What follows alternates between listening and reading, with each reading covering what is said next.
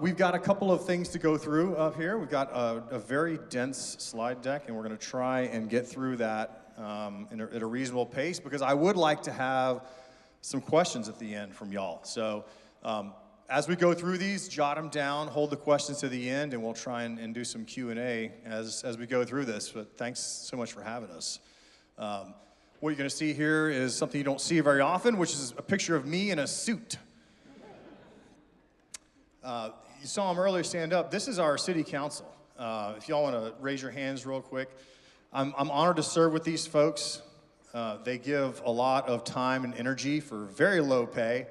And it's important that we have a bunch of voices to represent the citizens, because if you just had one person, that'd be like a king. So we don't always agree, but we always work together respectfully and do the best you can. The other thing that we do that's not really a job description is these are the ones that you want to yell at, right, as citizens. Like, you yell at us. Our job is to kind of protect our city staff. And speaking of the city staff, these people right here are the ones that actually make the city run and make Rockwall a wonderful place to live. You heard about Mary, and backed up by Assistant City Manager Joey Boyd, excuse me, Mary Smith and Joey Boyd. Wow. You know, the two of them combined have 51 years of dedication to the city, and together another 8 to other cities. I mean, that's pretty incredible. And I'll let Mary talk a little bit about the rest of the staff. We have a really, like I said, an incredible staff, and they're the ones that really make the city work. And all of these staff members are here today. Fire Chief Kenneth Cullens actually began volunteering here with our fire department in 1989. I think he was straight out of high school. So he's been with us all those years. Police Chief Ed Fowler began here 34 years ago as a rookie officer. He's given his whole service to this community. We've got the Planning Director, Ryan Miller, is here. Travis Sales, our Parks Director. David Sweet, Director of Administrative Services. Amy Williams is our City Engineer and Public Works Director. Jeffrey Widmer's our building official. He was here a few months before me. And then Sean Yerkes is our HR Director. Think good thoughts about him. It's open enrollment. So he's working with about 400 employees, convincing them how important life insurance is. So these people have served this community for a very long time. Believe it or not, combined, all of these folks have served our wonderful city for 202 years. And that's just the city of Rockwall. And that doesn't count 63 years combined for other municipalities. So you talk about folks with lives dedicated to service, you're looking at them. And we're really, really proud of them. And like I said, these folks, not the elected officials, unfortunately, these folks are the ones that make the city actually run and make it to be an amazing place to live. And I count on them to let me stay out of their way and get their jobs done, and they make me proud every day. So what got here is a snapshot of kind of the last 10 years, and I'll pause a second and let you kind of just look at a couple of the facts, or the stats, and I'll hand pick a couple of them.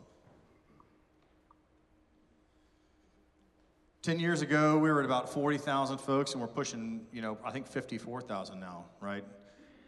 A lot of people, myself included, will complain about the traffic on the weekends or during school pickup, and the growth is crazy, and it seems like that. In reality, the growth is just about 2 to 3% annually, and that's in the city of Rockwall. I can't speak for the other cities nearby, but we've had kind of a steady and planned growth for many, many years. You can see how the residential tax base has grown tremendously. And I also want to call out the non-residential tax base, because that right there is what helps those of us who own homes in the city of Rockwall. That offsets our personal property taxes. Now, I know you're thinking, the property taxes are going up. Yes, they are, because the valuations of our properties are going up. But city staff, along with Economic Development Corporation, have made it a point to work really hard to get a lot of commercial property value in there to offset our personal property taxes. We have about a 70-30 mix, as you can see there, between residential and commercial, and that's probably a good mix. We could go heavily commercial and end up looking a little more like Terrell, or we could go 100% residential and look like Highland Park, and that puts the tax burden on the taxpayer, but we think that that's a pretty good mix, and we tend to stay by that. As you can see, the total assessed value for all the property in the city has grown very significantly, about 9% year over year for the last decade. So that's wonderful growth in the area. Wonderful, depending on how you look at it. I think it's great. And then there's the other thing I want to call out here is how responsible Mary and the team manages the city, and that's the second to last line. That's employees per thousand, which is a metric I like to look at. And that's an indicator of what I would call governmental efficiency. So despite all of the growth that you see on the table there, the head count has really only grown less than a quarter of a point, relatively speaking, year over year. So we stay right around the same amount. So we have the right amount of staff to serve our citizens, and I'm proud of that. I think that's responsible government. And that includes having added 43 firemen in that 10-year time period. Talking about tax rate again, we have been decreasing the city's portion of the tax rate. Now again, when you think about that pie chart, that is my personal property tax. The city represents a small portion of that. But the city has decreased the tax rate year over year because the property values and the sales tax has gone up. Now I will say that in the future we may have to incrementally increase the tax rate a small amount, but again, that's how you pay for the amazing city services that we have. And some folks say you get what you pay for, but I think we're being responsible about it, and I want to call that out. But we, like I said, for 12 years running, the lowest tax rate for residents and businesses. These are a few of what, if you were at the last meeting with the other cities, I know that Mayor of Fayette, David Billings, talked a lot about legislative priorities. The state has steadily been moving towards controlling things at a state level. Many of us in local government think that we know how to run ourselves, and I think that my friends, the two mayors over here, would agree that we would like to have local control because we know how to manage ourselves better than anybody else, especially Austin. So some of the things that we are concerned about have to do with property tax caps or mandates thereof. The state has talked about and could take away our land use and our zoning rights, which on its face doesn't sound like a lot, but hey, that's how we keep the water treatment plant away from the school playground and decide that these will be residences and these will be industrial, right? We lay our city out in a pattern that makes sense, and we like to be able to do that, and it's better if we could control that ourselves with our representative government and not have Austin control that. We have opinions on how education ought to be funded and what levers we can pull in that regard, and highway funding and short-term rental restrictions. So a lot. The theme is local control. What we care about as far as legislative priorities, and that's what we seek to preserve as Austin tends to get their hands in the mix a lot there. So we try to be a good neighbor, good friends and neighbors, right? I talked about my friends over here, the other mayors. We help provide 911 dispatch for Heath DPS. We partner with all the cities and the fire departments. We provide things like animal services and to other cities and unincorporated areas. And all of us, thanks to Rockwall County, benefit from the radio system. So we all kind of work together, right? It's all the pieces working together as good friends and neighbors. I mean, we are the smallest county in the state, right? 13 miles by 13 miles, so we're real close to each other. Hot funds, hotel occupancy tax. You've probably seen it if you stayed in a hotel. Those are designed to get what we call heads in beds, and so we're able to invest some of those things, those hot dollars that come from our city to the Convention and Visitors Bureau, AKA Visit Rockwall, right? We try to attract people to our city to see how great Rockwall is and to stay here and enjoy their time here and spend some of their dollars here for tax revenue purposes. Jody's done a great job with Visit Rockwall, expanding our tourism reach, so that's been really great. And we're constantly looking for different ways to invest those hot funds in a responsible manner that's going to benefit the city overall. And I'll turn it over to Mary for a couple of updates on the police department. This budget year, we've added 2 new school resource officer positions to be able to have more officers in the schools here. We, as a police department, have had a holiday initiative for many years, and will again this year, where we put our Skywatch and officers in the parking lots along I-30 to help be sure that we feel as safe as possible while we're out there shopping. Caution your customers, caution your friends. Don't leave your purse in the car, don't leave your bags in the car where people can see them. That's when we have to help you with a problem that comes along later. Be smart, but we'll be out there watching too. The department recently deployed a new drone team to be able to get up over problems going on and help, say, find a missing person, that sort of thing. So that's very important. We have recently had several promotions. We have a captain promotion, 2 lieutenants, and 3 sergeant promotions. One of those, new patrol sergeant, was added this year and promoted from within. All of these are from within. The bottom, I guess it'd be right corner, is someone I wanted to just call attention to. It's our Detective Philip Young. He's Rockwall's own. He grew up here. He has been recognized by the Secret Service for the work he does on cybercrime. He can break into any phone, anywhere, anytime, and find the information they need and have help solve several crimes, not just here, not here crime, but other places crime, because they do call on him for that. We have our Community Services Division and patrol, and everybody gets involved in various community programs like Citizens on Patrol and Citizens Police Academy. That's one we can all go through. We do have young police cadets, or youth police cadets, which are teenage boys and girls who want to learn about police service and get involved in that way. They also assist with at least 30 plus, it changes every year, special events around town. So they're heavily involved. You see them all the time at every event. I just want to call out the Citizens on Patrol. If you've been to any of our events, whether it's a parade, you'll see these awesome volunteers giving their time.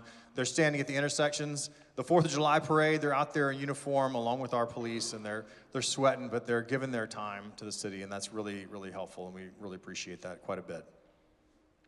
And then over in the fire department, not to be outdone, we did this year receive a new ladder truck and a new fire engine. When we order those, it's many years of councils involved. We order those 2, 3+ years down the back, and then they finally show up. So we have 1 or 2 more on order right now because that's the only way we can get them. They're quite expensive, and they are built from scratch. This year, we benefited from being awarded a SAFER grant, Staffing for Adequate Fire Response. That is the 2nd time we've gotten this grant, which provides us 12 new fire personnel free for 3 years. So that is about nearly $8 million of funding that we will have gotten by the time we get through this second 3-year period with these guys. And 2 of those we hired from our Fire Explorer program, graduates of that program. So Fire also has one of those programs where they train up young men and women to want to be involved in the fire service. We're proud of that. Because of the movement within the department, we added 3 new battalion chief positions, all promoted from within. We promoted 2 driver engineers and 2 captains as a result of those movements. And the department has completed over 4,700 hours of training this year. I mentioned they have those fire explorers. Those young men and women are 14 to 20, I believe. And not just us hiring them, we had another young man who got hired by, I believe it was another Metroplex city just recently. So we're very proud of the training that those young men and women get in that program and learn that they want to be in that job. Our fire department has hosted the Texas Canine Conference here for the 4th year, do a Citizens Fire Academy. I've been through it. If you haven't done it, you ought to do it. It's a lot of fun. I've worked for cities for all these years, and I learned something every week at that class. And you get to fight a fire, which is really scary. I'm telling you. They also volunteer, do parades, all those things. You see them out there. You see that big red truck. It stands out to you. One of the things that we're working on as we plan for future growth is a lot of what we do at the city is really trying to think ahead many decades. we've got a plan for the future public safety, police, fire, and service center. You may or may not know this, but we recently expanded the police department to the south near the technology park, where we've got some fire administration and criminal investigations. So we got a joint public safety south campus, and that's kind of a stepping stone. That's an interim step while we do the long-range planning of building actual facilities, which, as you know, takes many years and a lot of dollars, but it's important that we do that to maintain the safety we have in the city. So definitely looking at those long-term and thinking those things through. A couple of retail updates. Under construction right now, I don't know if anyone else is excited about HEB like I am. They have actually broken ground. They're looking to open sometime next year. The new Helping Hand Center is under construction. And then I have been told that HTO it's got kind of a cult following, and that's being built up on the north side.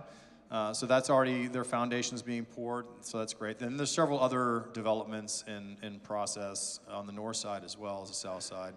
And then some planned developments. You've probably heard about the IKEA mixed-use development. There's a lot of discussion around that. Happy to discuss that with anyone afterwards. And then the Meals on Wheels is building their new facility, which is going to be outstanding and just accommodating the growth. So those are some of the developments there on the retail construction side. And then when you think about the Rockwall Economic Development Corporation, now there's a QR code up there, and I'm going to tell you right now, if you scan it, it's going to play a video with music, so we're all going to hear a bunch of phones. But maybe you just scan it and save it for later, but it's a really neat video that the Rockwall Economic Development Corporation put together to kind of advertise the city. So the way that works is that the voters approved what's a 0.5 cent of the sales tax. So the sales tax that we pay, and I think is it 1.5 that we're 2%. 2%. So 50 cents of that goes to fund an economic development corporation. That started, in '95, and since then it's generated $750 million in tax value. We use the EDC to recruit companies to Rockwall, and so directly recruited, as you can see, 27, and assisted with 15 expansions. The point of that is not just to create jobs and let other great companies enjoy the awesome place that is Texas, specifically Rockwall, but I talked about it earlier on the commercial tax base point, and that is to broaden the tax base so that we have industrial and commercial operations to offset our personal property taxes. So in addition to the industrial things, the EDC recently acquired some land in La Jolla Point and Ridge Road for more Class A office. So think about the K.E. Andrews type really nice buildings so that companies can come to Rockwall and make it a great place to live, work, and play. So there's a number of things going on in the Public Works Department that Amy oversees. We are going to begin construction on a new water tower in the Mims Road area this coming year. The Lake Rockwall Estates has several streets that have been on septic, very small lot septic systems forever, and we are proud that we received $11.5 million through the federal ARPA money that we're going to be able to put in sewer to all of those residences.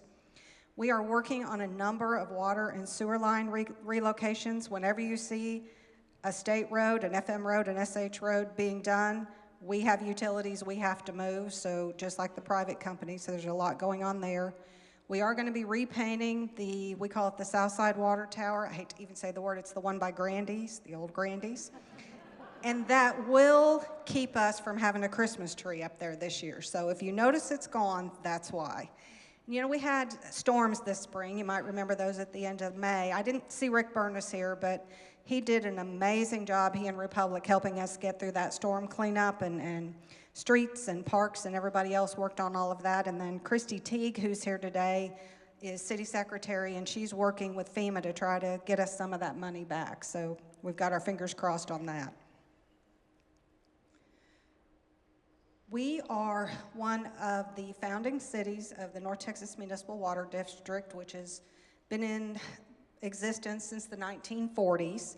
We remain one of the 13 member cities, which gives us seats at the table to guide future water planning. So we are actively working on planning for our water needs for decades to come. We are the wholesale provider of treated water to RCH, Blackland, and the City of Heath as well.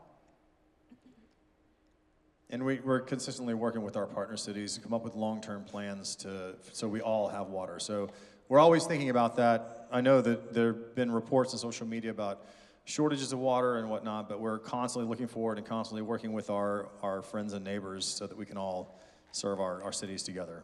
So a couple of road updates. I don't know if anyone's noticed the construction on I-30.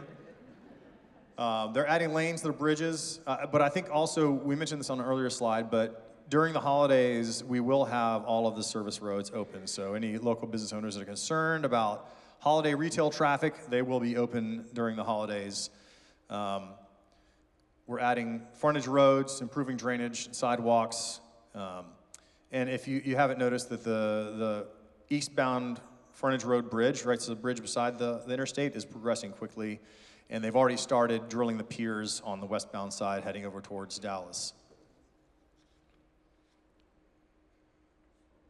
You probably can't see it from your cars, but this is a pretty great view of the bridge. And you can see the expansion there on the short video, but they're making good progress. Like everything else, it takes a while. It seems like it's always under construction, but it will get there eventually. I may be dead by then, but it'll get there. We know you're driving safely and not looking, but it's pretty amazing how quick they're going. We have a great Parks and Rec department. Travis is very proud of the teams that he has in those departments, and like me, he just stays out of the way and watches the magic happen. We are receiving a Texas Parks and Wildlife grant to do expansions at the 66 boat ramp for parking and more picnic areas. We also have recently been notified that we're going to get a TxDOT Green Ribbon grant, which will allow us to redo the medians on Ridge Road from Goliad, I call it the point, there by the Sonic, down to the highway. So I am told when we are said and done that something will be fixed so that those two streetlights don't get knocked over on a regular basis. I'm holding you to that, Travis. Whoop. I guess. I don't know what I did. Okay. Then we had, this year, we redid the Gloria Williams Park, which is in the Southside neighborhood. Gloria Williams was a lifelong resident of the neighborhood and basically the mother and grandmother to all of the kids. So there was a park named in her honor, there's a pool there, and Parks and Recreation designed and built the complete redo of that park, and that was recently opened with her family and friends there. And many of you driving across 2 Mile Bridge and 66 to Rowlett have probably seen this near the boat ramp, the new Heroes Memorial Park. It was built and conceived by First Help, and they're currently donating that to the City of Rockwall, and that's dedicated to our first responders and military folks that we've lost. So you can check that out. That's really, really beautiful. We just had the ribbon cutting a couple of months ago on that. All right. We've got some harbor developments, a couple of new restaurants. I don't know if anybody else is excited about those besides me. The Finch is opening soon, and Vidora, I'm told, is opening in early December. Excited about those. And look, from a business standpoint, the harbor has shown a 7.5% tax increase year over year in sales tax. So that's always good to fund the city. And then thinking about the downtown district, again, it's a wonderful place that I love quite a bit. Parks and Rec has obviously done a tremendous job. We've got new planters in Canes Park. If you've seen the wall by Zanata on San Jacinto Plaza, that's been updated. We're actually working on a comprehensive parking study. For those of us who've gone downtown, obviously parking is always a concern. It's a physics or a math problem. There's X number of cars and Y number of spots. So we're working on that. And then we're proud to welcome some new businesses, right? Just north of downtown is the new coffee shop, 5013 Coffee.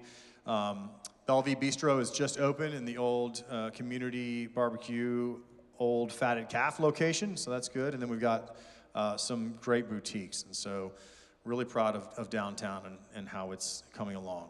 So here's a whole list of events here. Mary, you want to highlight some of these? We do host a number of events downtown, either through Parks and Rec or in conjunction with the Downtown Merchants Association. So we do still have two coming up this year for your to-do list: Shop Small Saturday and then Hometown Christmas. And I will put in a plug. There's lots of small businesses in this community, so don't just come downtown. Spend the day shopping small businesses.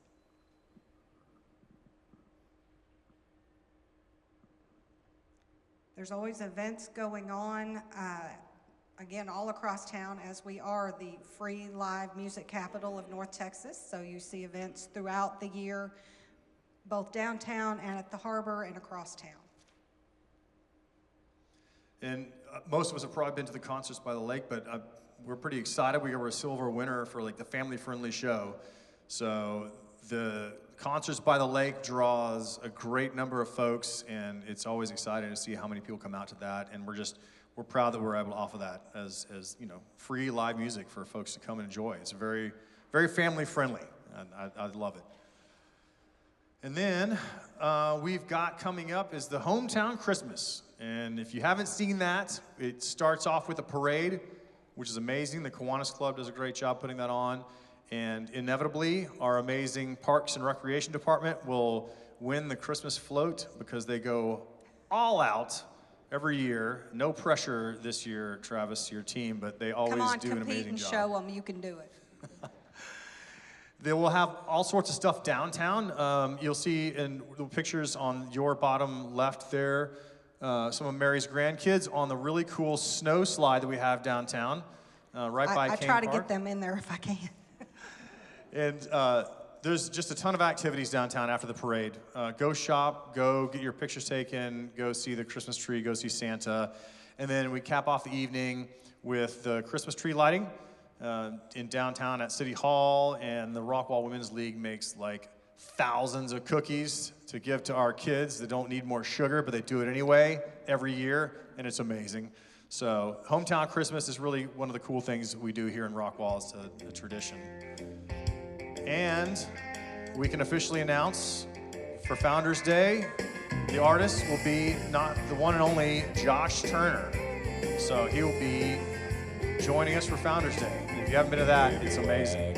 We just turn that TV on. That's dangerous with mics in our hands. Thought Mary was going to karaoke for a second there. Look, we touched on some of the volunteers earlier. We can't do everything without the volunteers. And there's a lot of folks, and some of you perhaps, that want to get involved and learn how to serve the city and the community. And here's how you do it. There are a bunch of boards and commissions that we need involved citizens to get involved with and donate some of your time and your intellect to what we do. So there's a QR code there. You can find it on the city secretary's website at rockwall.com as well. And if you don't want to be on a board or commission, there's Citizens on Patrol, there's Community Emergency Response, there's Butterfly Patrol. There's just about everything you could imagine that we need volunteers for. So sign up there. We really appreciate it. Love to have you involved. And then I'll just remind you, kind of as we go into the holiday season, shop locally. So spending money on our local businesses, heck, spending money on any business is great because, the sales tax revenue will flow back into our economy. It's going to add $3 million to our local economy just in sales tax. And so that's what funds the road improvements, public safety. And it takes the burden off of the taxpayers, right? And again, I want to reiterate the bottom bullet point. The frontage roads will stay open during the holidays so that we can shop Rockwall. So with that, thank you so much. I think now it'd be a great time. I don't suppose that anybody has any questions they'd like to ask.